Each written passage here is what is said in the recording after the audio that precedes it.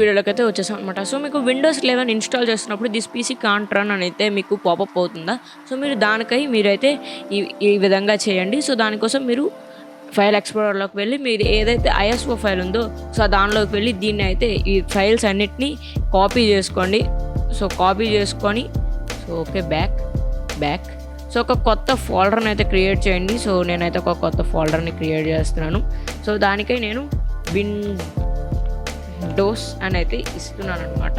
So Windows 11 OS అని అయితే ఇస్తున్నాను. సో 11 హోమ్ అని అయితే ఇస్తున్నాను. సో దానిలోకి వెళ్ళి మీరు దాన్ని పేస్ట్ అయితే చేసుకోండి. ఇప్పుడు మీరు కాపీ చేసినవన్నిటిని. సో ఇక్కడ మీకు చాలా ఫైల్స్ ఉంటాయి. సో అవన్నీ మీకు ఇలా మొత్తం మీకు SSD ఉంటే చాలా ఫాస్ట్గా అయిపోతుంది. Okay, let's wait for that. So మనకి అరౌండ్ 4 GB అయితే ఉంది. సో ఇదంతా మనకి కంప్లీట్ అవుతుంది అనమాట. సో మీరు ఈ విధంగా ఎందుకు చేయాలి అంటే మాత్రం సో ఇక్కడ చూసారు ఇది సెపరేట్గా ఒక డ్రైవ్నే క్రియేట్ చేసుకుంది. సో ఆ డ్రైవ్ క్రియేట్ చేయడం వల్ల దానికి ఉన్న స్టోరేజ్ కంటే ఎక్కువ స్టోరేజ్ అయితే వెళ్ళదు. సో మనం వెయ్యాలి అనుకుంటున్న ఏదైతే ఫైల్ ఉందో అది దానిలోకి వెళ్ళకుండా కరప్ట్ అయితే అవుతుంది. సో దానికై మీరు ఒక సెపరేట్ ఫోల్డర్ క్రియేట్ చేసినట్టయితే మీకు ఈ విధంగా అయితే అవుతుంది అనమాట. సో మీరైతే చూడగలరు.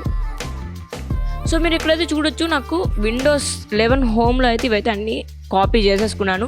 సో మీరు సింపుల్గా ఏం చేయాలంటే నేను అయితే మీకు ఒక ఫోల్డర్ని అయితే ఒక ఫైల్ని అయితే ఇస్తాను డిస్క్రిప్షన్లో. సో దాన్ని అయితే ఎక్స్ట్రాక్ట్ చేసుకోండి. ఈ ఫైల్ని ఎక్స్ట్రాక్ట్ అయితే చేసుకోండి.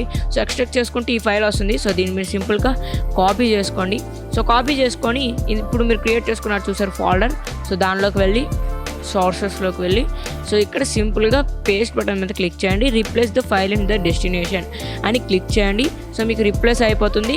సో ఇప్పుడు మీరు ట్రై చేయండి. మీ విండోస్ 11 అనేది మీకు చాలా సింపుల్గా కంప్లీట్ అయిపోతుంది అనమాట. సో ఇప్పుడు మీరు డబుల్ ట్యాప్ చేయండి. సో మీకు ఇక్కడ అయిపోతుంది మీకు చాలా సింపుల్గా. సో ఈ వీడియో మీకు నచ్చిందని అనుకుంటాను. సో మీకు ఈ వీడియో నచ్చినట్లయితే కింద కనిపిస్తున్న రెడ్ కలర్ సబ్స్క్రైబ్ బటన్ని క్లిక్ చేసి పక్కనే కనిపిస్తున్న బెల్ ఐకాన్ని ఆల్ నోటిఫికేషన్లో పెట్టుకోండి. సో నేను ఇది ఉపయోగించే ముందు వీడియో అయితే పెట్టాను. సో మీరు నమ్మకం లేకపోతే ఆ ముందు వీడియో కూడా చూడండి. ఐ కార్డ్స్లో అండ్ అలానే ఎండ్ స్క్రీన్లో వదిలేస్తున్నాను. So bye guys, like share subscribe మాత్రం మర్చిపోకండి. See you in the next one.